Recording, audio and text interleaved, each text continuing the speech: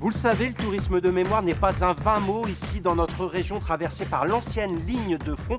Alors je vous ai trouvé 3 bonnes raisons de s'intéresser au centre d'interprétation de la Commonwealth War Graves Commission.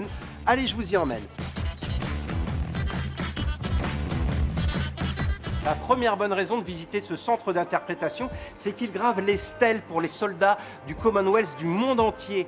Britanniques, Australiens, Néo-Zélandais, Canadiens, Sud-Africains, Indiens. Alors pour parler de ce travail, je vais voir Camille.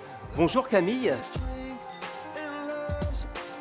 Alors vous travaillez pour combien de cimetières et mémoriaux dans combien de pays? Alors on travaille pour 23 000 cimetières et mémoriaux dans le monde entier, donc 153 pays. Comment vous travaillez? Alors en fait on a à notre QG à Head Office en Angleterre, ils ont une database avec toutes les archives, toutes les informations sur les soldats disparus. Et quand on a une commande qui nous arrive par informatique, toutes les informations sont déjà préétablies sur le document et on n'a plus qu'à produire la stèle.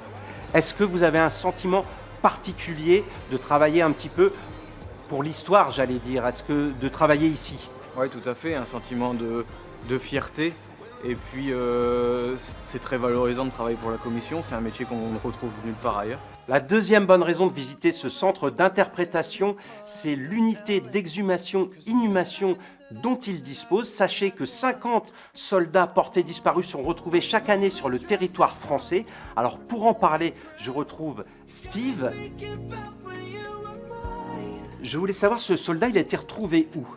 Alors celui-là a été trouvé du coup en Belgique.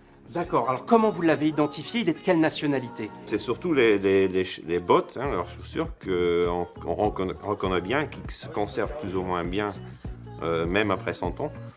Et après, il y a des objets métalliques qui peuvent se conserver, par exemple le sifflet ou les boucles de ceinture, les boucles de l'équipement qui sont vraiment très spécifiques à l'armée du Commonwealth.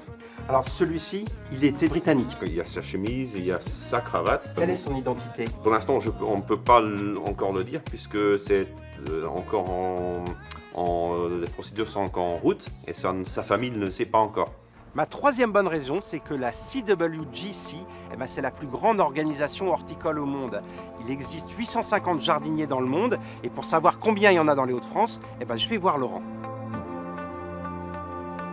Alors il y a combien de jardiniers dans les Hauts-de-France et pour combien de cimetières en fait? Alors dans les Hauts-de-France, il y a environ 250 jardiniers qui travaillent dans tous les Hauts-de-France et pour à peu près 1000 sites environ.